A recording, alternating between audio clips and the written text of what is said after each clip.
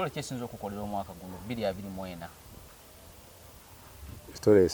esinza okunkolera ebadde ya milioni 5 ezampuuga. Ekoze amawulire nekola amawulire egakoze mu bubi yeya kabenje ka Kasasiro. Eyatta abantu 35 nakati 11 tebalabikanga 18 baawona naye n'abaali bapangisawo abaali balinawo amayumba baabawa akakadde kamu akatagula na poloti akatalina kyebagira, so kitegeeza bwe tubufuna disaster ng'eyo obuzibu bungi. Ab'Embale wagwawo akabenje babafunira ebikozesebwa mu bwangu era balina ne gye babasengulira ne batafaana nga b'ekiteezi. Kale ona osinzira okubeera nga otawankwaniriza nnyo olunaku olwaliro nkubuuzaako nti wasiibye otya, afunye okusomozebwa okw'enjawulo nkusaasidde, ofiiriddwa, olwazizza n'okusomozebwa okulala. Asamutuka ku buwanguzi nkuyozaayoza, nze Matias Sekanjako, tuli ku MS Media Uganda. Nina Siraje Rwama, Everett Rio Estate bagula na kutunda ttaka, basangibwa Ntebe Road, Kasenyi Stage ku kizimbe okuli Abisa Bank ku mwaliriro gw'okubiri. Namba z'essimu eza Everett zinaba ziyitawo ojja ziraba, bonabo beetaaga ojja bakubirako n'okubeebuuzaako okubikwatagana n'ettaka. Ssaalongo Lukwatakola ku ndwadde ez'enjawulo asangibwa Mukono Kyaggwe. Okyamira Katosi oviirako Ntenjeru. Ababodaboda babuuza bamanyiyo era n'ennamba zojja bo ziraba, bonabo omwetaaga ojja mukubirako musobole okwogera ebigambo. Omwaka tugumalako, afunye mu mwaka guno weebaze Katonda, atasobodde kufuna era Katonda mwekwase kasita obeera ng'okyali mulamu. Lowooza ku kino, wali yafunye buli kimu naye ng'olwaliro ali mu keesi, naye gwe tolina wadde n'ekimu naye okyali mulamu, so kitegeeza essuubi likyaliwo. Siraje buuza abantu. Abatulaba ku mukutu guno mbalamusizzaako nnyo ne mbeebaza gye mukola abafuniddemu ebizibu mu nnaku zino tetuwuliziganya mwekwase Katonda, n'abafuniddemu nnyo ongere okumwebaza naddala Nankulu n'omumyuka we abakutte ekifo kya KCC gye basanze nga kyakamuliro, bagenda kukola nga fire brigade okuzikiza. Tweyanziza nnyo. Tugenda leero tunuulira ezimu ku story ezisinza okukwatayo omwaka guno. Ekisooka nga tunaba kutunuuliremu kwemu kwezo ze tugezezzaako kwa highlightinga kubanga mpitirivu. Story ki esinza okukolera omwaka guno 2024? Story esinza okunkolera ebadde ya milioni 5 ezampuuga. Ekoze amawulire nekola amawulire egakoze mu bubi yeya kabenje ka Kasasiro. Eyatta abantu 35 nakati 11 tebalabikanga 18 baawona naye n'abaali bapangisawo abaali balinawo amayumba baabawa akakadde kamu akatagula na poloti akatalina kyebagira, so kitegeeza bwe tubufuna disaster ng'eyo obuzibu bungi. Ab'Embale wagwawo akabenje babafunira ebikozesebwa mu bwangu era balina ne gye babasengulira ne batafaana nga b'ekiteezi. Naye ab'Ekampala ab'Ewakiso bebaalisoose kubanga omusolo gusinga kuva Wakiso. Kyekyo kyennyini waliwo obusosoze nti Kampala Metropolitan yesinga okuvaamu omusolo ng'ogase Wakiso, Kampala, Mukono n'Empigi naye ate etali service zimala. Tweyanziza naye twatandika omwaka ssebo ne mukamaawo Pastor Bujengo yasimatuka amasasi. Mawulire nagafuna kiro. Ye story eno yasinga okuba mu January. Mawulire nagafuna kiro. Omuntu nangamba pastor wo bamusse. Amugamba nti ogajjeewo. Kebera ku NBS nikebera ko nga kwali. Nemukubirako. Nangamba nkyali mulamu. Yakwata essimu. Ndi mu ICU naye omukumi wange tasobodde kubitonda. Nambuulira ku makyamba ngenda ne bangamba nti bamusiibudde. Gwe bakubye ekiro ne bamusimbula ku makya. Naye wayitawo ebbanga ng'asuusa olunaku lwe yajja nagenda ne mulabako ku office ye nze ekiwundu nakirabako ekiwundu wakiraba yakikulaga utafaana n'abaga nti yalina kiwundu kiwundu yakirina naye we namulabirako ku TV nga bamubise kaleesu oguno omukono gwebati tewagenda yali ewenda mayomba simanyi nayo tomanyiyo namusanga ku office nga amaze kusooka eyo story yali yetabbo omwaka mu January nga tutandika January yalimu enkizo yalimu ebintu bingi ne poliisi neteekawo miliyoni ndoozi 2 eri omuntu yenna n'abatuusa ku muntu yakoze ekyo nakati tebamufunanga simanyi waliwo yali amufunye ne bazisasula sirangako poliisi ng'esasula omuntu ng'omuntu alabise naye abantu lwaki bakuba olowooza lwaki abantu bakuba ebituli mu masasi ga Pastor Bugingo public yakuba nnyo ebituli mu masasi ago bakuba ebituli lwa ensonga zaali 2 esooka abantu baali tebakkiriza nti pastor asobola okukuba munne asobola okufa n'afuna amaanyi ageevuga n'agenda ate ku ddwaliro kubanza yaŋŋamba nti bwe nalifusimbula bwe nti musajja nalabanga angoberera kati ani yali avuga oba ani yali avuga Pastor Bugingo yali avuga driver yali avuga driver yali avuga kati wamala omukuba Pastor Bugingo n'amusika mu driver seat driver agwa okusinziira ku agwa. pastor agwa wano ku bisambi bye naye ng'omuntu agwa cover kirabika teyafiirawo kati Pastor Bugingo afuna courage ejjawo mmotoka eyo naye just space eyo asobola ogituulamu ng'oli abadde emmotoka nnene asobola ogituulamu eyo emmotoka nnene ate teyagituulamu teyavuga birekedde ba detective ba poliisi motoka nnene tutandike n'emboozi eya miliyoni 5 mwaka guli nga guggwako naliko ku NUP nga bakyusa mpuuga nawayo ngalaga wadde bulungi office oluvannyuma bayitawo emboozi eyo yalidde 5 n'ebira ne kakati ekyagenda mu maaso emboozi eyo evuddemu DA Democratic Alliance emboozi eyo ekutuddemu ekibiina nti waliwo abamu bavudde ewuwe ewa NUP Kyagulanyi ne badde wa Mpuuga tutandike nga tutwanalyzinga stories nezikoze omwaka tutandika n'emboozi y'emiliyoni 5 yali worth okugireeta mu public eri ekibiina kye NUP oba NUP yali worth naye nga sinatandika ku miliyoni 5 waliwo story gitwa eyali ey'amaanyi ku ggwanga lyonna ey'okukyala kw'aba speaker ba Commonwealth mu Uganda yali ya mwaka guno yes January yali ya January 3 paka nga 6 era ndowooza mutufunire ebisansa bya hamu mu Kampala byonna mutufunire uplift ya ekisaawe kya Entebbe bakiwa facelift muntu bagambira tugenda kufuna ba speakers 5 mu 6 aba Commonwealth incidentally ensi ez'amaanyi 3 tezaalabikako mwali Canada Uingereza ne waliwo ensi endala awo ne zitajja nga zigamba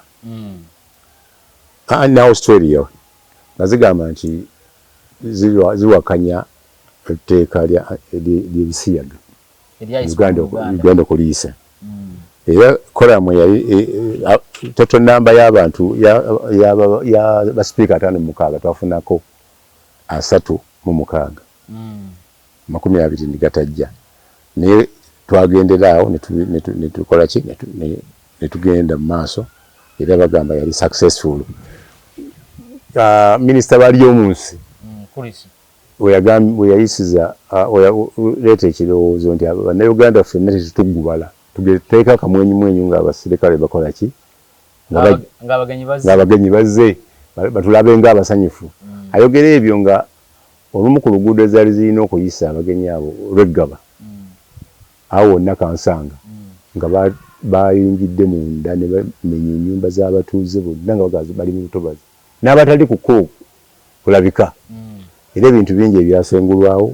ebintu bingi abayonoonebwa ebintu nga kizibu okugamba omuntu nti sanyuka ng'ebintu bye bikoze eki olaba n'olwa Commonwealth lwaleeta muno Queen waliwo ebintu bitwalwananga kati nga Makindi batugamba nti mugyeko amakeesi gonna ku kkubo Queen talaba ku keesi z'abafu nuga nti ate nebiwabwe tebafa leka twe ne tugategeka bulungi gabeera awantu nga galabika bulungi ensambya ne tubajja ku kkubo main nga kwembase ne tubatwala wali nga waliwo ekizimbe kya youth eky'abakatuliki ne tubafunirawo poloti ne babiirira ddala awo nga ku sharing hall oluvannyuma muhozi yatwalawo poloti emu baamala ne basalamu poloti 11 ettaka eryo lyali lya Omulangira Chwa yali Kabaka Chwa naye bazzukulu be baali baliriko ne balitwala Uganda Railway ne litwala Sala Kurata n'ali tematemamu ne batemamu poloti 11 ne bazigabana baali bawaddeko ne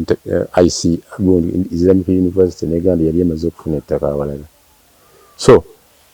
eyo nayo yali event y'amaanyi nti ffe kitwafunamu beautification of Makindi ne division endala kuba emikolo gyonna gyali mu Makindi gyonna ne Munyonyo ne tufuna emiti ne kalungi ne tugisimba enguudo zonna oli kucogamu kaakati na kino netwafunye ebisansa byokka ebimu byakala Katonda yayamba nti babisimba ku musana ebimu ne birama Katonda ku mboozi yaffe ey'ebitaano yali waffe okujja mu public miliyoni 5 zaali waffe kujja mu public naye tezaali waffe kujja ku muntu omu kuba abaazifuna baali 11 naye bakomishona baali 4 bali abalala tebabatunulako bakomishona abana baafuna 4 siza miliyoni 12 abasatu ono n'afuna 5 ze biliyoni 10 biliyoni emonto ne miliyoni 7 kakati sente ezo zaali za 222 kituufu commission we yatuulira ng'ekulembeddwa Right Honorable Speaker Anita Among ne bazigaba service award omuntu akoleredde oba yali amaze ebbanga ky'okukola nga commissioner naye bamuwanga loopu kakati wezifuluma NRM teyanyega kubaayo abasatu ate nga serowooza nti teyamanya kakati nuupu nekwata kuwaayo ne batuula ne bakkiriziganya mu kisenge gye tutaali okusinziira ku principal ne loopu kati omupya baga nti agenda kuzizzaayo era naye nakkiriza bwe bagamba bwafuluma agamba ffe twali mu kazi waka era nga bagambye sente nziso bano nga bagiyita nguzi ebiseera ebisinga mu nguzi abantu abawa enguzi tebatera kweyogera ne bebawa tebatera kwogera yensonga lwaki waliwo munnamawulire omu ali ku mikutu agamba nti loopu yalya ssente bweziti ku kisaawe ky'ennyonyi n'omusango gye guli gugenda kudda mu kooti naye obujulizi bujja kuba buzibu nti yagigaba bweba weeri ayinza obutaba na busobozi noono kati enguzi ebeera wakati eyamba mu ababiri eiza okusirikira ekintu kyoba oteekwa okwogera naye ate loopu yakola mu omulimu gwe n'agamba lipooti ngikoze eki ngimaze naye sipiika n'amugamba tetusobola giteeka yali ikinze ekyo tetuyinza kukiteekawa eyo naye waliwo interest egy'okumanyibwa kati Mpuuga bwamugamba okuzizaayo n'agaana bagenda mu maaso okumubonereza nga bamujja ku kifo kya komishona basooka kumujja ku loopu nga bagenda okulonda basooka kumujja ku bwakomishona ne bagala bazzeewo zaake Lubongo yanawandiika ebbaluwa nga secretary general nga notifyinga speaker kyono tumugjeewo olw'ekisobyo tutaddewo ono n'ayongererako n'ekigambo gwe baagoba mu kifo ekyo mu bukyamu ngeri yamugobamu gwawandiikira ate nga noli kooti yasalawo n'atamukola ki n'atamukkiriza so empalana wakati wa Honorable Zaake ne Honorable Anita Among za buntu tesobola kuggwawo kati afuna etteeka ng'era munnamateeka weyeewogoma n'agamba nti okumugoba tulina mwalikomeninga ffe nga paalamenti fe tulina okutuba tukoleki tumugobe wajjawo Honorable Ssekikubo ne ttiimu ye agamba nti tugenda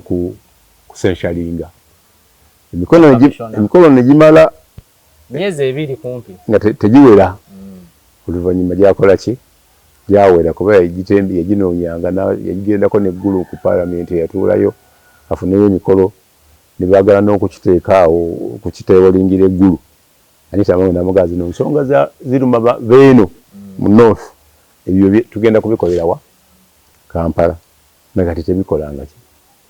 tebibeerangawo kaakati mu basense mu kunoonya emikono Chief Whip wa NRM yalabibwa nga mobilizinga abantu be NRM baleme kuteekako ki mukono naye nga kuliko n'ababe abalya era waliwo ne retreat ekyankwazi nga ekimu ku bigendereddwa mu protectinga bano abaki abasatu kati kitegeeza nti olina bw'oleeta mpuuga mu kakiiko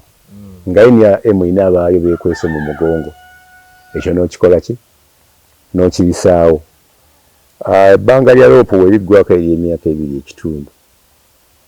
bano ne basalawo obutamukola ki obutamuzza n'obeerawo okuvuganya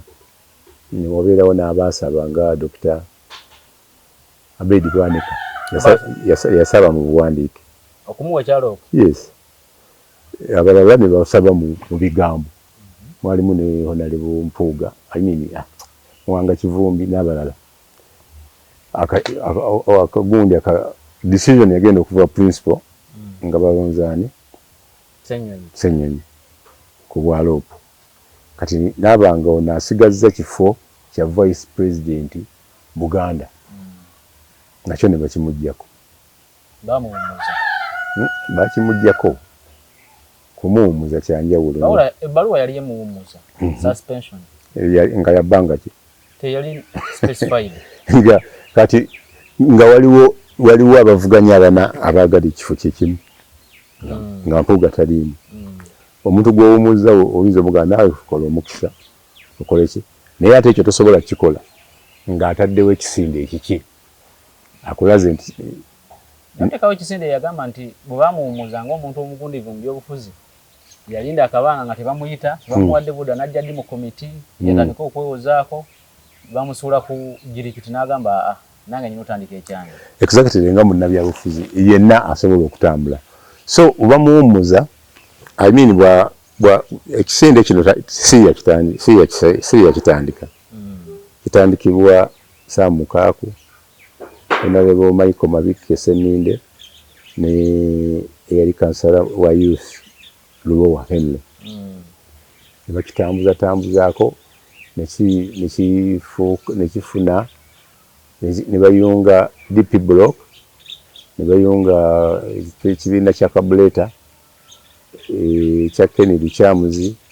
ne bafuna Alliance All Alliance nebeerawo teyawangalawo bbanga nezikira ekigizikiza nga bano bagamba bano abakabuleta ne CP tewaliwo decision zibakola nga ffe tebatwebuuzizaako tuwulirayo ne ssente zibafuna nga tetuzimanyiiko batutambuzanga batuwalula buwaluzi kati mwe muvudde ekibayita Democratic Alliance bwebatuukirira Mpuuga omulundi ogwasooka yabagamba nti nsanyuse nnyo okundowoozaako era mbeebaza naye mu kaseera kano sireedi kujja nga njagala kujja kuwa pulezidenti agenda yange esinga yakulaba nti amateeka g'ebyokulonda gatereezebwa tuleke tudde ku kirala bo tebaapuwa ne bagenda mu maaso n'okumobilizinga awo bafunirayo akasente akawera bo bajja kwennyonnyolako naye ensonda zigamba nti baakajjawa pulezidenti nakayita Right Honorable Anita Among kakati ate size zisoose okusente okuyitayo ana gayitayo n'ageegaana anaana Kagabo ge yazaayo actually abalangira nti tugazizaayo baali basatu naye ababiri tebaagazaayo Kagabo naye yaliwawo nga tazizizaayo principal n'amugamba zizeeyo n'azizaayo loopo yaliwo ebiseera ebyo onaleba Mpuuga n'amugamba sinze nazikuwa kakuwa omusirikale akwerekerekako akutuuse gwe yazikuwa ne bwe bamutunguseewa Anita Among n'amugamba gye sikumanyi namba MP bange oli wawana naye ng'ekituufu yali amumanyi n'agenda byasibira wa Aigigi Betikamya sente ezo tezaddamu kwogerwako ekibuuzo ekyettima oyinza okubuuza ziri luddawa waka Betikamya oba watwahagamu Kagabo ensibu yamufundi yawunzika n'ennumpu agikoze eki agivuddemu n'agenda mwemuke oluvannyuma yafuuka PLU oluvannyuma yafuuka pressure group nanyiniyo agikulembera n'abagamba mwenna abadde banjagala mbeebaza naye obuwagizi bwange mu yuwa President Museveni nze mujja kundowoozaako oluvannyuma nga koze eki so ebitaano yandibadde blame nnyo senga Ssekikubo mu kuleeta petition yateekamu ne speaker yasharinga meeting kubanga yandibadde mujulizi bw'oba oyagala kusenshalinga muntu nga n'ekimukwatako omuwaabira ye yennyini South Korea oyabadde yagala kusenshalinga President Unu nga aleese masholo yabadde successful nti olw'okuba aba people power tebawera majority bali 192 baadde balina okulabako bali abamanyi abafuga eggwanga ate be batono ne bafunayo 8 ne baweza abasensalingi kati ate ekintu ekyabatuddeeko acting president gwe bataddewo naye baagala omusensalingi naye bano batuuse ku sensha okusooka nga tebannamusensalinga yateekawo masholla n'alagira abasirikale bagende bayimirize sensha eyo abasirikale ne bagenda Kasoobo nga tebaagala kuyingira mu process eyo bwe yabakaka nti buli musirikale agende abasirikale bano bagende ku MP omu bamufulumye baga nti mukama wange ekintu bamaze okiyisa tetukyalina kyetuzza ne bakiyisa n'abatuma ku kakiiko Electoral Commission babafulumye ne bagaana kitegeeza abasirikale beeri bali partial oyinza bageraageranya n'ab'e Kenya babagamba ogenda ku luguudo baagaana mpaka nga kooti ekoze eki kati ne South Korea kooti erina okusalawo ku sensha yoono kuba bano bagamba nti etteeka ligamba nti okumusenshalinga ofuna 2/3 kati sipiika yabagambye nti ofuna kimu kyakubiri ate abatawera kuba bano abagala okusenshalinga tebawera abawera bafulumye aba people power aba opposition kati ate kooti egenda kuba constituted ekikole mu myezi nga 6 kati awo wagenda kubawo katemba naye ng'atambulira ku bulungamu bw'eggwanga temuliimu bukuusa singa baali baagala kuwaabira bafuna service award banditaddemu ono yali speaker ku Obote Butagira yali asula eyo Mbuya yafuna bantaddemu sekandi yafuna za mirundi 2 nga Deputy Speaker ne Speaker former mukwano gwa Nkadaga yafuna za mirundi 2 nga Deputy ne Speaker ne bawayo ne mmotoka awo empya bali baziga bakadaga tiyanona yesimanye bayamala n'agikima mmotoka ndowooza yayina ezimumala kakati ekyo kikulaga nti bano baali balwanyisa omuntu ogwo Mpuuga baali balwanyisa naye nga ali mu mazzi tavaayo aliko n'ebigalagamba nibagenda mu kooti bagamba naye yeewaabira sikirinaako bukakafu ne bagamba nti kooti neesalawo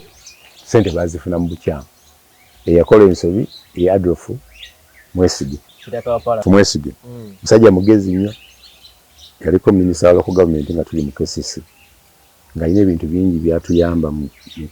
KCC omwo bingi ate nga tali lawyer amanya amateeka era bakugenda speed kyendowooza nti yandibadde abawaabire naye basirika ne bakola ki ne bamulaga nga nkyali deputy mayor bagezaako okusensalinga mukama wange Kalungi Moses yakozesa bulungi by'ensimbi simanya akozesa bubi obuyinza akozesa bubi Adolf Mwesige n'alonda Olanya okukulira akakiiko ako twatuulanga wano mu hoteli bagiyita Sebo Green Valley Hotel kati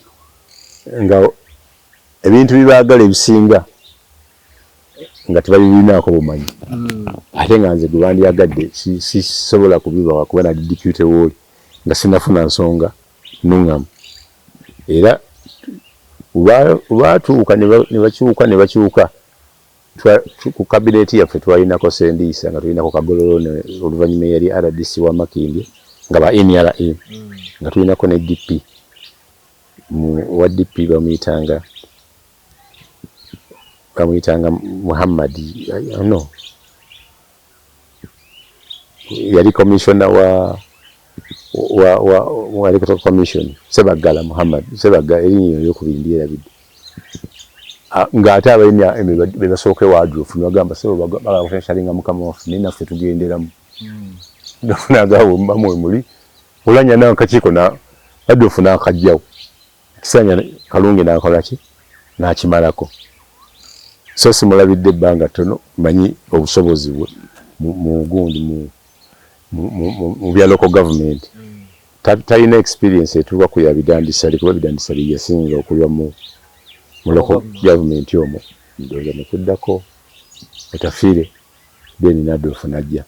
Adolf mu bintu ebyatundibwa ne Etafiire baali mu Kampala baali wamu era nga oli byakola n'ono byakola mu kutunda ebintu byaki kati bwe tuddayo ku bitaano bino ebitaano tebyaddayo na bino ebina tebyakola ki tebyaddayo naye service hours ogipime otya ojawula otya ku bribe bagiteesaako n'eminati zibeerawo neno bagiteesaako nanti service hours naye bali bagitaminganga nguzi kati enguzi kankubuulireyo mu parliament eno ebadde byoyinza okuyita noise parliament webaddemu noise nene ebiseera ebisinga walaba ku byemmwanyi mwalimu n'ebikonde na enguzi yatandikirawo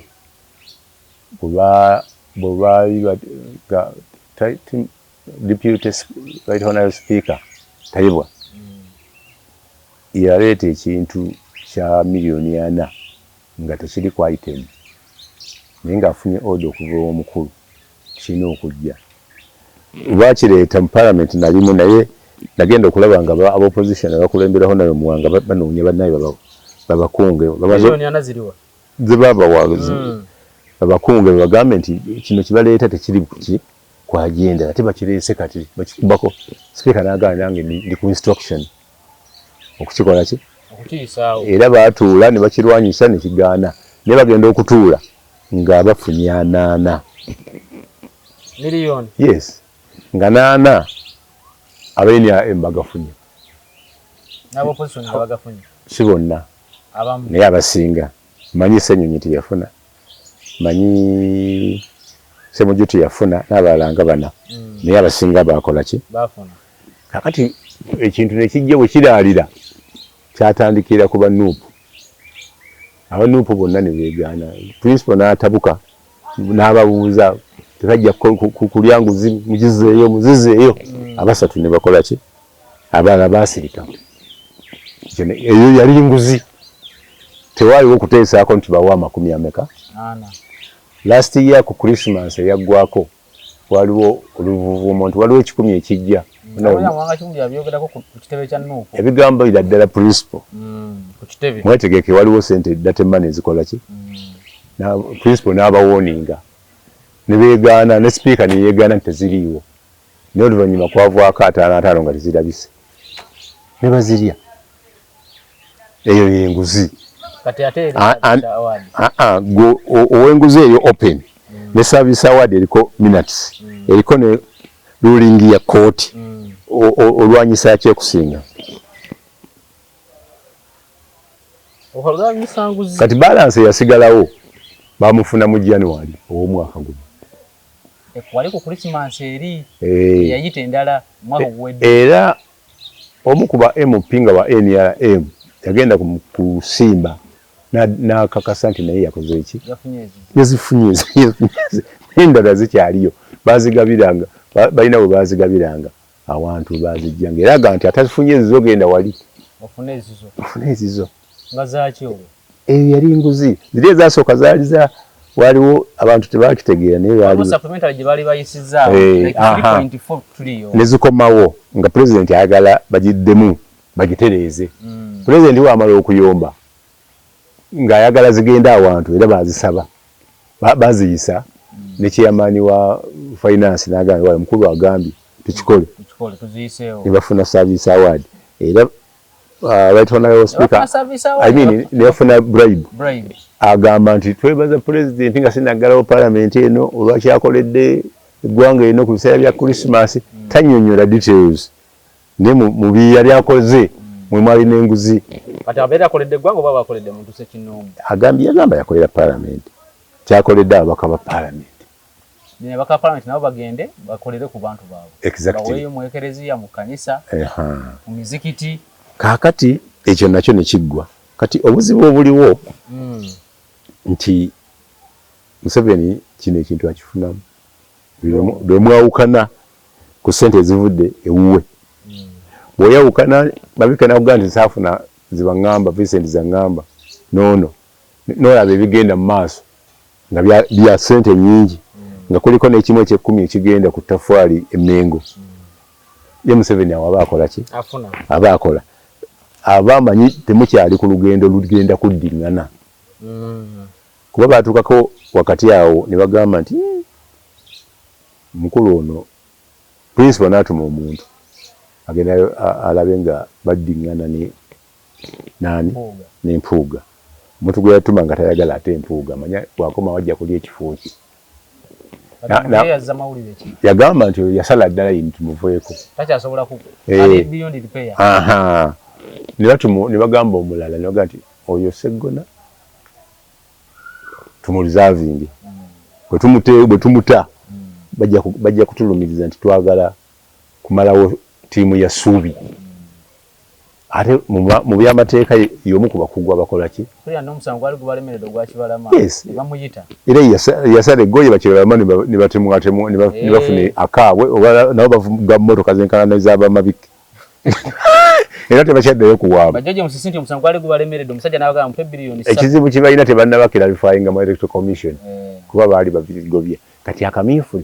ng'ebula emyezi 9 bagenda kakola batya bagenda kuba babana vetting committee okulemberwa Olukamba anti kati kigenda kuleeta ba opposition bangi muno the vetting committee ejja kusala ensala ezaaliwo luli olwasooka nti mwalimu abantu balwanyira ab'erutalo ne batabawa tiketi ne bambuka kati Chance Museveni gyalabawo nti abadduka mu bumyufu bwonna bwataddukira wuwe bajja ddukira mu Democratic Alliance oba mu PLU. PLU is non-government organization, not a political party movement. Egenda kusimbawo n'abantu. PLU? Yes. Era mu bantu abamu ku bakandidate abadde bagenda e Masaka ku pressure ya PLU ye Minister wa Microfinance. Kasolo. Nga amaze n'okukola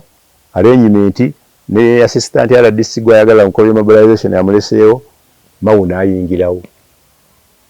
okusevinga n'agreement kujja n'agreement sebo obukunkumuka bwatulekera MP 8 betulina ati n'ono mwagala muteekako omuntu nga sevinga ni Sebamala yes Sebamala tekwatagana na Mawu kati Semagundi yakola ne office kankubuulire oba okolagana ne Mawu batakolagana Mawu sente za iPod zirina okujja mu Mawu anazijjako nga talina capital otunda ki ewa Museveni olina okusevinga Sewamala oba omwagala oba tomwagala Museveni Sewamala bw'ayitawo sente za iPod zeeyongera kujjukira kati baazongeza kakati Sewamala oba mukwano gw'oli oba si mukwano gwe naye ayagala okudda mu Parliament bw'omusevinga indirectly oba omukoledde nawe oba weekoledde bw'osevinga lulume n'osevinga lumu ayinza okugenda n'etteeka linga eryagenda litya tomanyi ye yaleeta bino ebya lopo alonde bwe baali eggulu sipiika agambye ensonga tukola kuze eggulu ate baleese etteeka asobola okusurvivinga senga aba afunye omuntu atali w'amaanyi kuba Honorable Ibrahim Kasozi yayagala okuddayo eyo gyasibuka Ibrahim Kasozi muganda wa Kibedi ba Luganda ddala Kibedi kati ate yakulembera eri Mityana North kati waliwo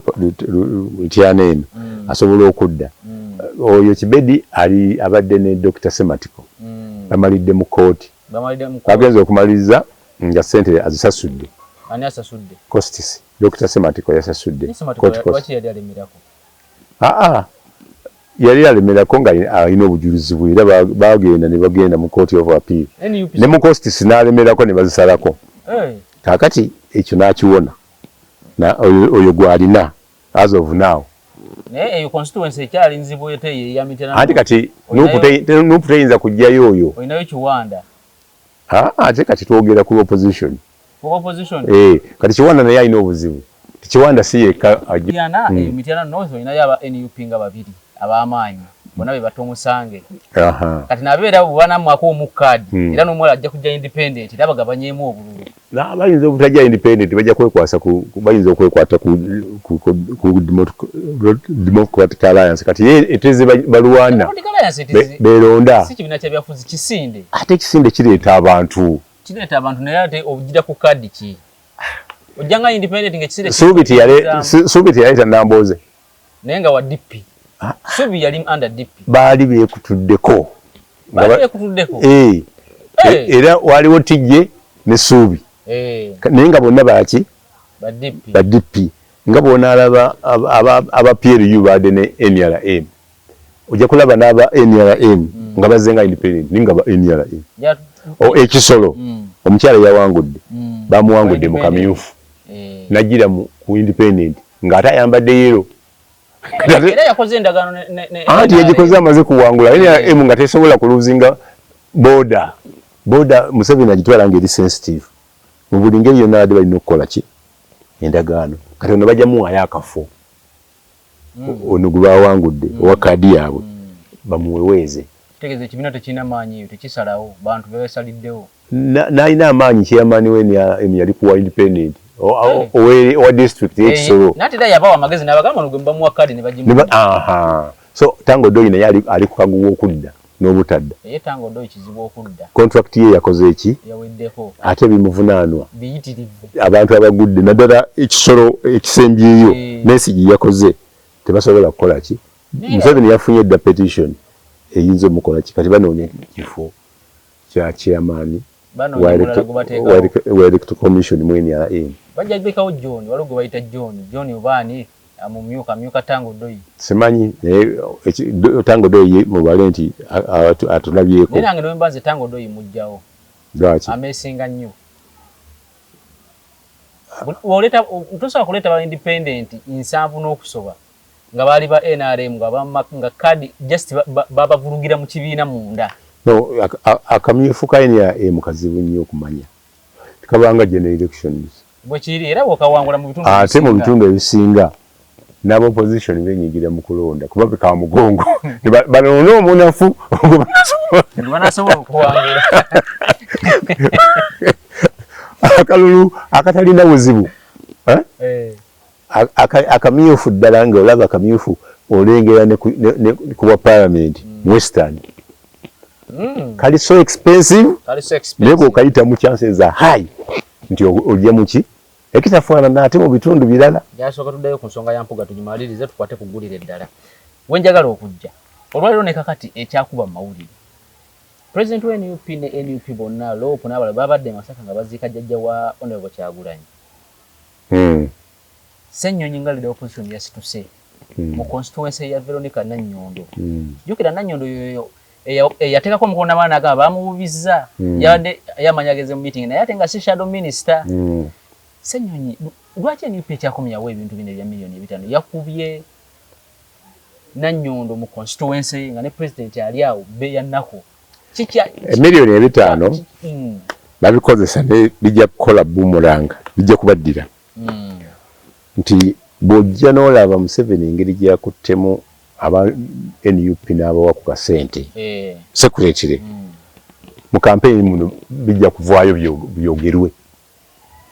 ate mulimu engeri gye batagenda kufuna primaries ziri free and fair abamu bagenda kusala eddiiro okunoonya omugaati kuba kati okulonda si kwa kusaavinga abantu kusembera ku mmeeza bwe baliira okulonda si kwa kujjako Museveni kufuna mmere obaddewo otya emyaka gino egikola ki kuongeza kumfunayo kakati Veronica noba Veronica we yasikira maama muganda we mukulu we ng'afudde yali mukyala Mbidde Mukasambidde najjira muweevu eyo abantu okumukungubagira nayongezaako kino kisanja kyakubiri kuno yagira kwa NUP kakati Lopo aba mutuufu okumugamba nti yali supposed kujja byagwadda lwaki obikomya wano lindako afunye platform kwakola ki nengwa kibiina kyo jjukira sokoleke anti kati bazimba obusungu embobo ogiwe ennumba n'ogizimbisa obusungu kugobera ababbi ejja kuluma ng'ebuliddwa beegoba oba ng'ekwerabidde Nannyondo teyali mutuufu kugenda mu komiti eyo ate yasayininga ebintu byeyasomako nti bigamba bwe biti okugamba nti bamubisa yali attendance aba akola ki yamala kufuna pressure kuva mu constituency ye n'ayagala akyuke ng'ate alabawo pressure eyampuuga olwo atandise okubeera na bano ono Oluweero omukyala Brenda waliwo Kasirye Zimula ono chairman wekasanda group eyase Dr. Bed Bwanika bakuba kati mukusalawo okwe ng'amaca mu byobufuzi yasalawo kweganda mukono gwe kibeeranyiza n'okuba n'ekyokusatu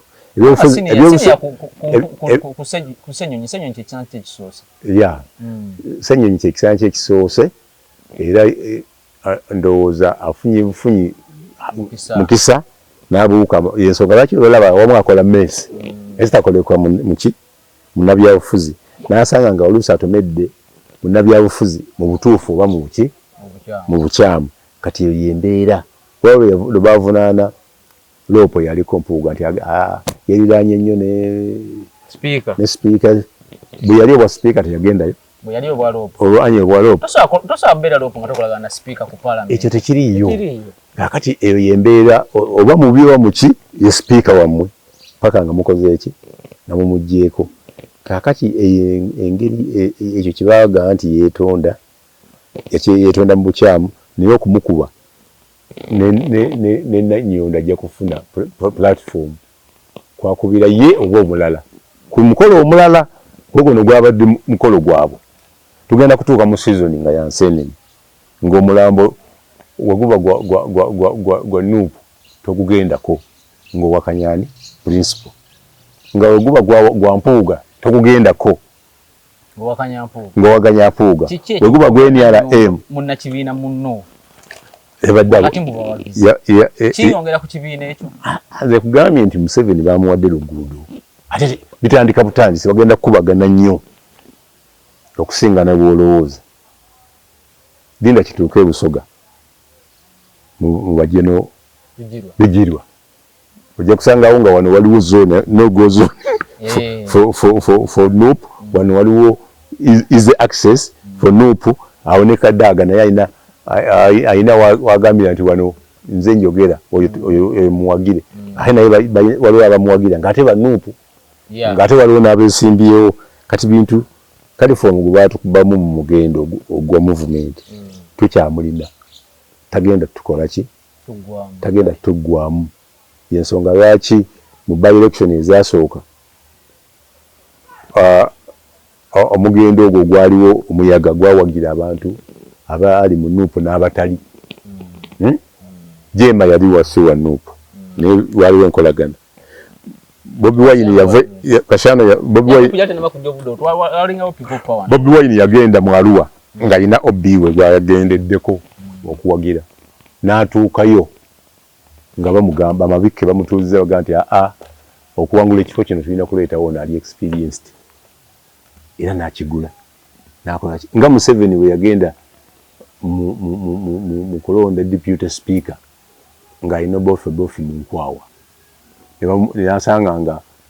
Anita Among yaguze seeke ye yonna nga mulimu ne vice chairman wa NRM Kigongo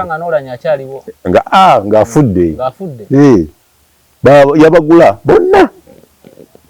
n'atuuka wali ne bamugamba ssebo bofe mulesi naye tulinawo president twakafiirwa omuntu tukyakaaba maziga bwetugenda mu kalulu tugenda kukola ki tugenda kweyuzaamu gundi bwe yali ajja sekandi yali yasobola kubeera vice deputy Kadaga bwe yali ajja yasobola kubeera deputy kati Oulanyah afudde waliwo deputy lwaki tetugendera ku line eyo ya district yemu n'akigula ng'alaba bonna baseeke bamuzimbyeko akayumba ali ogwo kuolwo lwebamukola obuyeekera bwatategeeranga nako nga Anita amusinziza amaki jjukira emabega yali amaze okukola okuwa ya district tingenda kubeera deputy speaker emyaka ebisanja ebi mbeere speaker ebisanja ebi kati Oulanyah afudde alaba shortcut jalumalirize ku nsonga y'emiliyoni 5 tukkiriza nti yakutuddemu ekibiina kya NUP nekolera President Museveni ekkubo erimutwala mu State House kubanga ebisinde weebiri nekakati ndowooza bikyameruka tugende ku nsonga ya Emwanyi naye ebadde ensonga y'amaanyi nnyo mu paalamenti omwaka guno okugatta ekitongole kya UCDA okukiteeka mu Ministry ya Agriculture nga mpunzika ku kya 5 mubanga ogoba omulabe waliwo byoteeka okufiirwa miliyoni 5 tezisinga value ya mpuuga n'obusobozi bwagenda okuleeta mu nuupu naye yalibedde okola ki okukola nabo yes of course kisinziira ku ngeri gy'omukuttemu ate bw'osobola omukwa olaba kati webatuuse wano balaba nti basobola kukuba mpuuga na gurupu ye basobola kukuba mpuuga n'okubiramu Sseggona wabula olina okukuba mpuuga ng'omuleetako omuntu adda mu kifo kye nga ajja mukuba intellectually ensonga lwaki gundi akyalina akakunizo kalina okubuuka kati wakati w'okuleeta nuupu ng'omusikiza Nambooze n'okuleeta deputy mpuuga ng'omusikiza Kivumbi ababiri alina okusalawo mu Buganda ekisooka intellectually Kivumbi asobola bulungi okukuba mpuuga olaba nakati abadde amukuba nga talina kyali Nambooze asobola okukuba naye tatuuka ku level yani ya Kivumbi kati awo n'abasuubi abo ate nkugambye oba n'owasuubi n'aba mukwano gwo kati Busoga okulonda kuno okwa gundi kwayise mu Judicial Service Commission okwaba Nankulu Busoga kyabazinga omugambe nti nkuleetedde ki era nti nabo bali nabo beekumyemu nga bagamba muntu wafate kati tusigalawo Museveni abala ebyo weza okulaba nti bayise mu kasengejja bulungi nnyo naye Musoga abeere deputy mu kintu kino so kitegeeza omukyala ye Musoga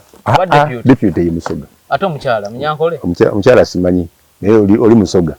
so ekyo bw'obala ng'ogoba Museveni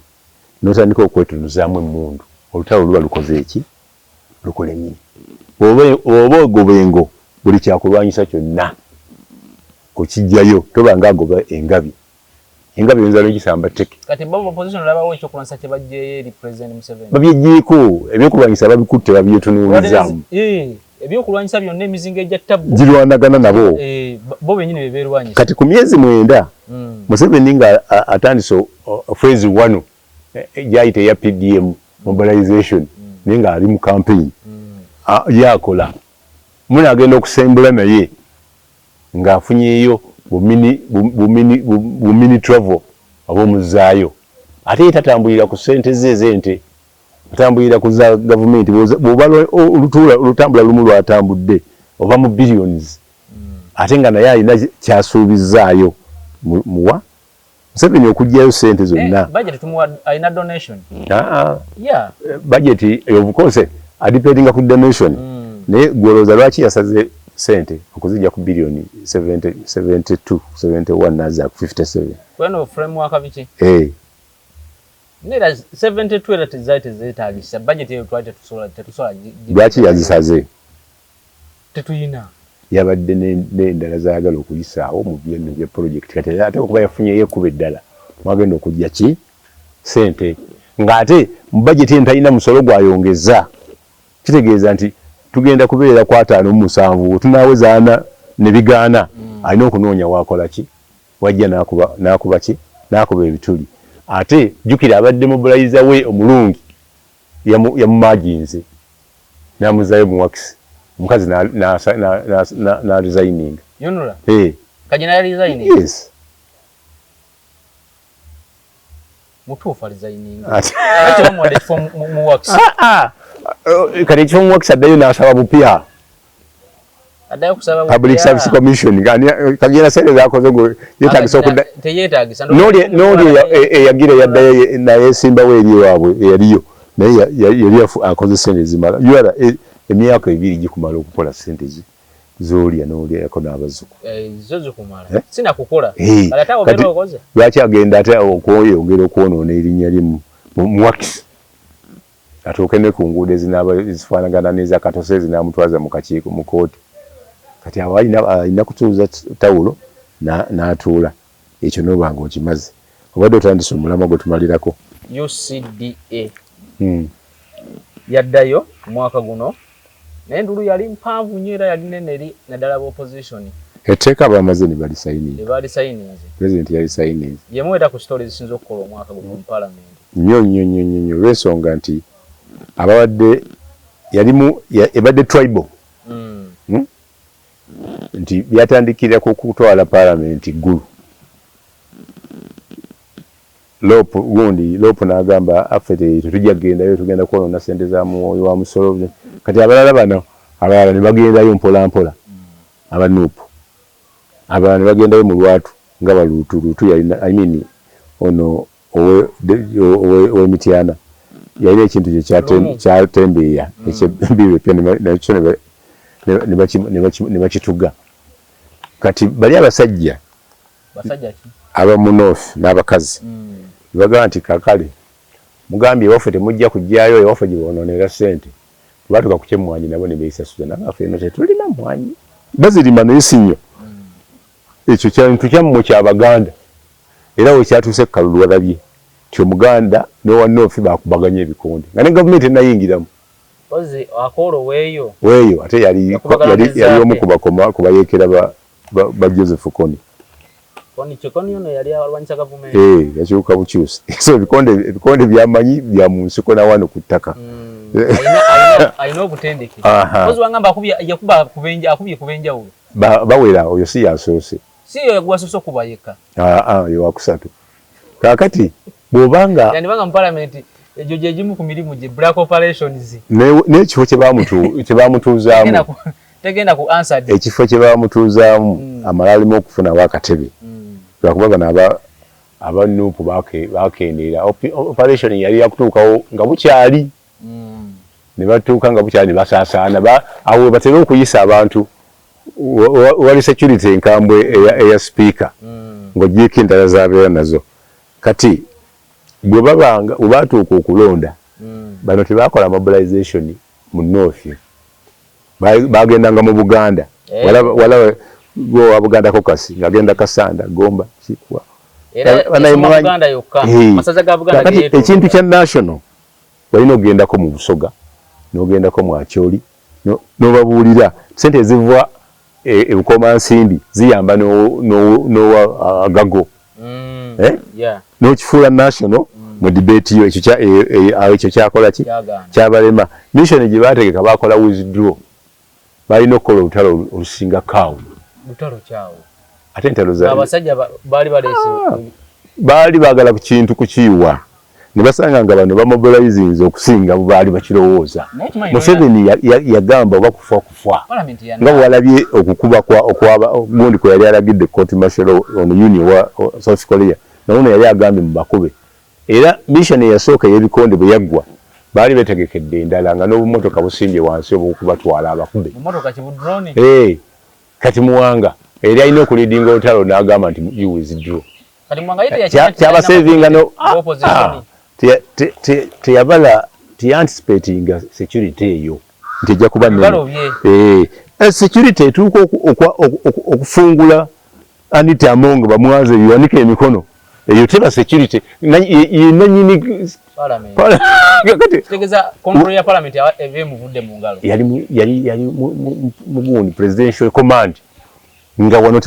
tiwaliwo bino ngeri yali kuolanya kutogikwatako kwa yabuuza nga nze nalabye bantu bavuye no basuuti bakisi sabategeera ani yakoze gundi naye okusooka yasooka n'abiwungiramu mwe abamenye obutebe mwenna mujja kumusasula ng'ayogera ku Nambooze yali omukube zaake nalani gwasuulira bomu awakaako olwo enkolerere ne ngamba kadaaga mukwano gwange abantu basasuze obutebe nesooka obajjanjabe tojja kusasuza mufubuki na mizindaalo era yagenda n'alaba Nambooze Bugoloobi waliwo private clinic yali awo n'oluvannyuma principal yagendayo nali nvaayo nemulabayo kaakati ekyo kitegeeza nti underestimating era twamugamba ekintu ekyo namugamba nti ddayo okebera obutambi speaker naddayo n'akebera ng'alaba abasajja bavuye no president's office mu masuuti kati n'abuuza president Museveni ekibuuzo ekyettima bani abakubye ba MP bange Museveni naye nekimulemu okuddamu naye ng'akoze eki kyamukomyawo engulu ku opposition kuba baali batono naye nga bamuwagira mu bimu eba parliament kyerumbibwa abasajja n'abakazi abatali babaka ba parliament ne bayingira mu ndawo gye bateeseza eya Uganda kati muba mugendera ku birowoozo eya Uganda buuza nti emmundu teziyingiramu zaake okuvaako kumukuba yagamba emmundu yiino njirabye n'omusajja bagamba omukazi yali akwira security nti ayaze omukazi ayaze omusajja emmundu yabuliraawo mu kavuyo neekola ki neefuluma negenda ebwe yayingira etya ku security ezo zonna ku gate esooka ku parliament nojja ku check ey'okubiri wonna neyitawo yayitawo era okumanya baali bagenda bakuba bajjako amataala okujjako amataala nga tebannagajjako basooka kugobawo bamawulire si kubagoba kokka naye basibya ne mu karuumu akalala simanyi oba bamu bafuyisaayo oba bamalamu akabanga kati bajjako amataala bano gundi ne betulinkiriza okwata obutooki bakube ebifaananyi bataddeko n'obutaala ababaka Aisha Kabala ne bamutwala n'oli omukazi gwe baali bagenda okuleepinga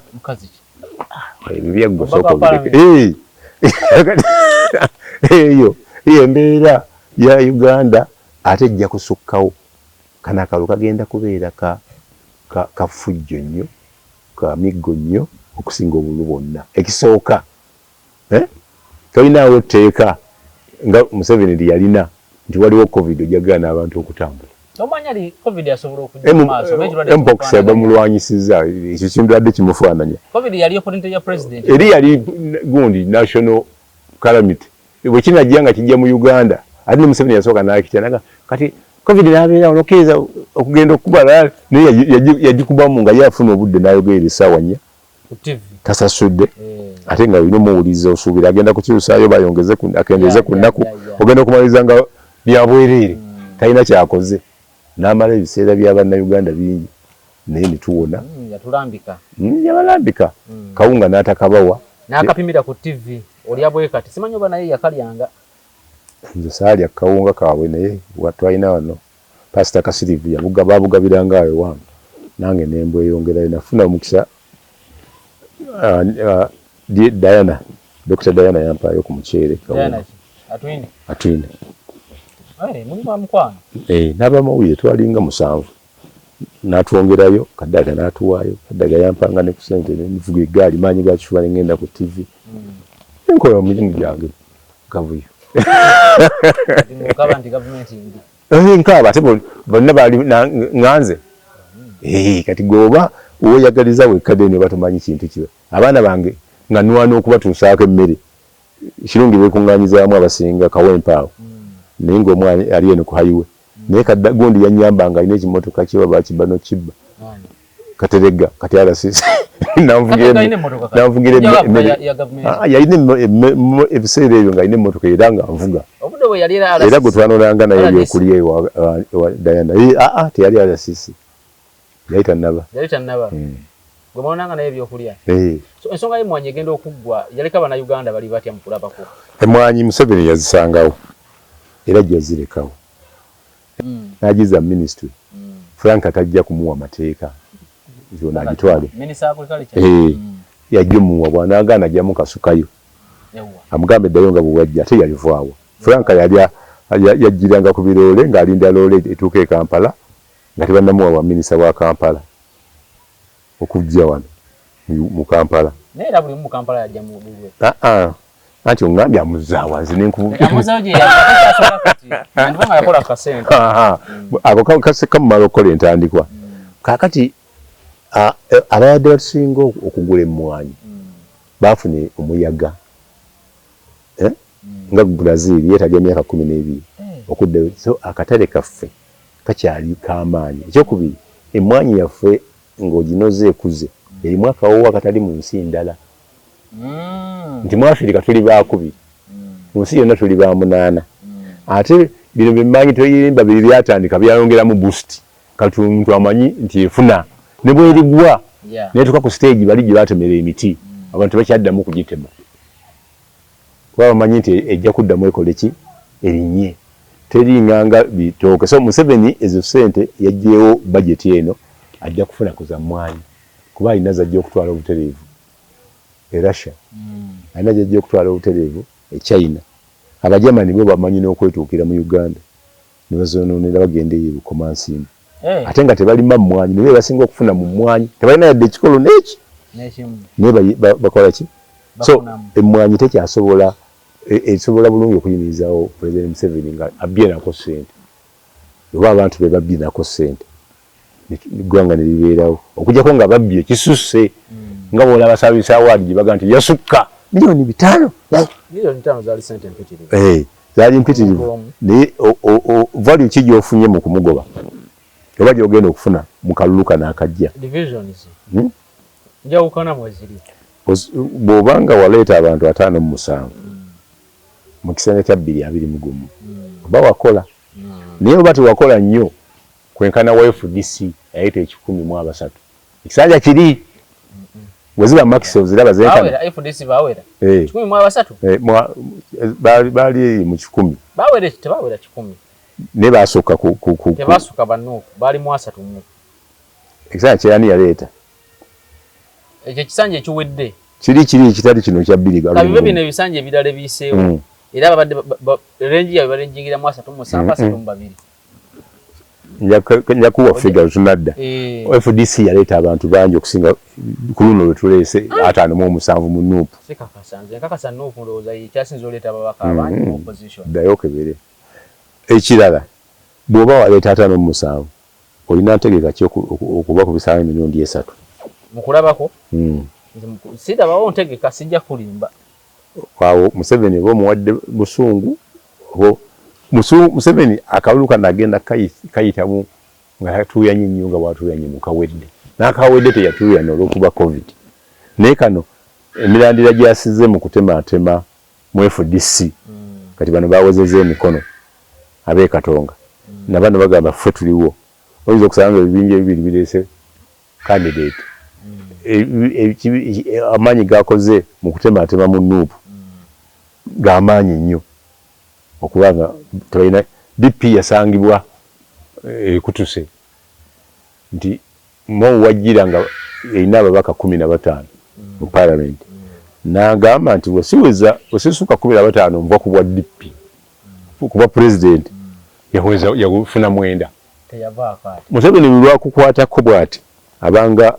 ayingidde eryato nga n'enkuba etonnya utafuna amazzi gava mu nnyanja ufuna agakukuba ku mugongo n'otoba mu buli ngeri yonna. Yes, Museveni tomusembeera n'ovaayo ng'oli mukalu. Kati ate bano bo bagala teesa naye ssebo. Baani? Bampuuga abaddi. Enjawulo ogirabawa ne Mawu wakati wa Mpuuga ne Mawu. Naye yagamba agenda kuteesa bateese ne kukuteesa n'okujjawo ebisanja engeri ya transition n'okukyusa amateeka. Museveni kyakuwa amateeka agamujja mu buyinza. Nga bwe yagaba waddi.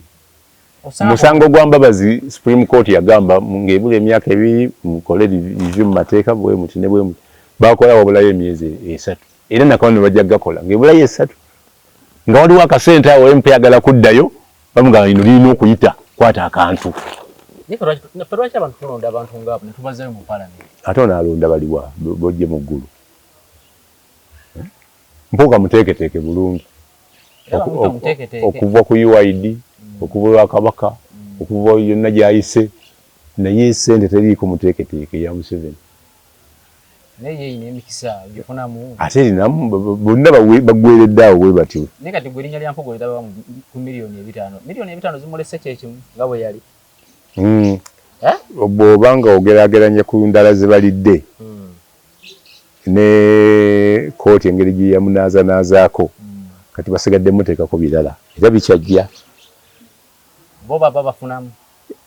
Kisinga. Wanyisa ate be bamu baayo ne Judy Mbabali namulaba yajja ku kitebe kye ne UP.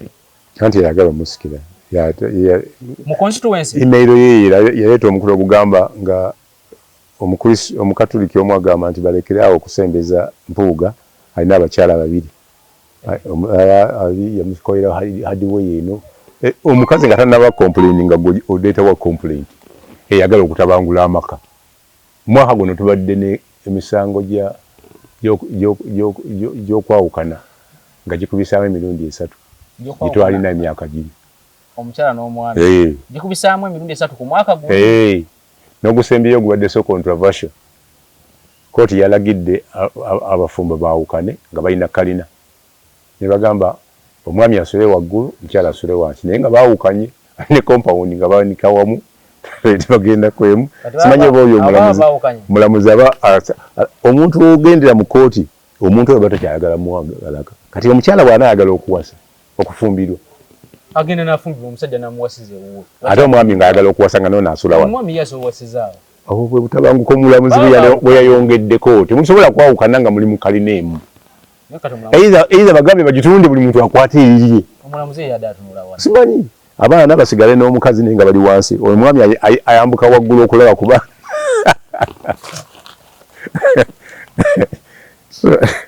yensi gye tulimu kati mukana. So kati mu kooti omwaka guno sitole badde yamanyi ndowooza badde ya Dr. Besigye. Emisango gino egyama bati gibadde gya mwaka guno.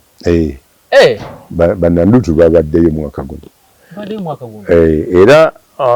eya Besigye bagiyita mu mawulire running story. Tegenda kugwa nkya. Mpozi ng'eyingidde mu politics ne Museveni n'abijjayo. Egenda kubeera running. So technicalities ezigenda kujja mu kooti ez'enjawulo okuva mu ya East Africa Constitutional Court bwe banaabagenze Court of Supreme Court erimu Chief Justice yatuulira ensala eyagamba nti Attorney General yajulirira nti nga bamaze okusalawo nti abasivira nti bagenda mu kooti eyo Chief Justice alina ojjuwa ayagala tayagala oba ajja kubeera first kooti ezimusingako amaanyi okugiwa kati eyo process tejja kugwa nkya abamawulire tujja kuba tukyakola. Besigye esitole badde yamanyi mu kooti okusinziira ku ggwe. Mu kooti yebadde. Mu kooti yebadde. Yeso ye kooti yokka ng'ogyeko ya presidential elections eya Museveni yaleeta abantu abawera 6 eyaba nejja kuweza n'ekikumi. Abantu abalamu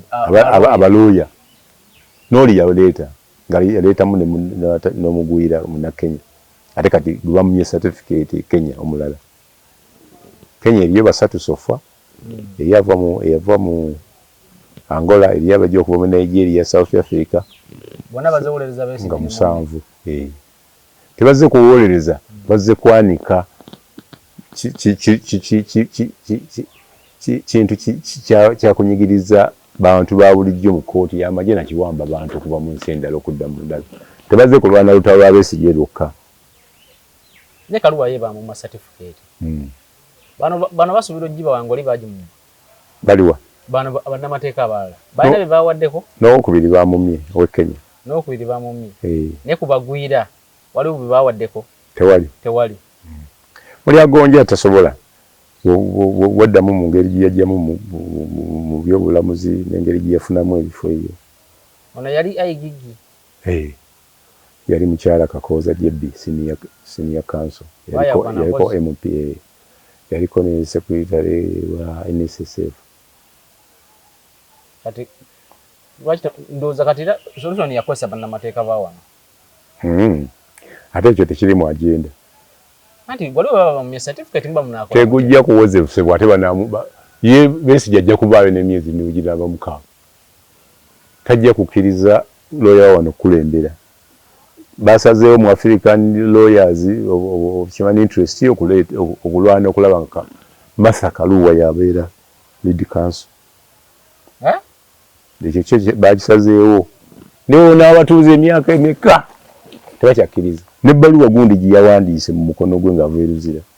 era yakikoonyeeko lukwago Besigye ng'ava eruzira gyali eruzira ng'ali eruzira ng'asinzira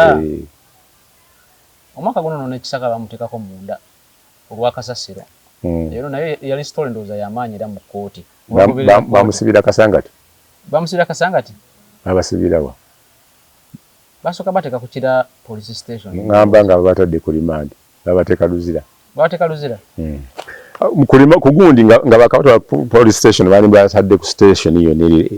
eri okumpi n'ekiteezi ne bawulira ku kivundu kya kasasiro n'ekivundu era kyaliwo okuvadda bw'okiwulirako ng'oli mu kkomera gweoza Christmas yagiridde bulungi ng'awulidde ebigenda mu maaso wane mu ntebe n'emisango gy'alina yagezeko out n'ekisaka gwe mukulabako yalina omusango guli awo ate yalina omusango yagulina nti yali accounting officer report yavaayo eyo no gubasiba naye munne okero ekolaga obubi obuli mu kiki mu kiteezi yalina omusango bwe yafunira okugula bakanyama babba abantu ba vendors abono bakanyama nze kyabalaba abambala esaati za bulaka abantu bakyaliwo ate kati ani abajjawo ono abadde acting rusa nga naye asuubira nti ayinza okukola obulungi ne bamugira naye tebamusocial distance yasaba bano be bawadde emirimu basaba yali tasobola kusaba kubanga alina olwedde omulimu ye director wa law mu KCC ekyo kifo kinene nnyo director mulamba ate agattako ne finance si mutono akyali mu kintu addeyo mu office gy'abadde era ajja kuddayo tebagigaba then kisaka naye bajjamu yeeyiza we bamuteeka ng'amaze omusango ng'omusango guwedde naye kati baloyo balina okulwana guleke butamukka mu vvi emisango ogimanyi omuwendo gwagyo alina emisango emeka 5 mu 7 kaliga bamutaddeyo nga kaliga ka Katonda mukazi wattu kale gabadde mangi amawulire agabadde mu mwaka guno ndowooza ebisinde bizze bibiri ebibaddemu ebyamaanyi bisatu ole alliance PRU oyinamu Eastern Revolutionary Platform yajje no bijirwa era naye badde ya mwaka guno tugirinde yake eyabijirwa nanti yebifuza bikolera busogawo naye omawulire gatuuka eno gatuuka abeera yeno n'alwana n'abeera mu mawulire omanyi space yakulwanira n'alwanira space naye kati yagambye bano abaddi tebakwate ekkubo ne balinnya ebusoga ate banamaliriza nsonga zaabwe abalinako ensonga abaddi ebatya bano bampuuga anti bagenda tandika okwebuuza mu January yabagambye ebusoga tajja bakkiriza kulinnyayo ndowooza olaba kati okulwanagana ne kutandikira ate bantu be naye bwe abalinako questions balinako ebibuuzo ng'abalala balina nange mbalinako naye kale tukumye wano leero tujja kutandikira olunaku olulala akuume atakuumira mpeera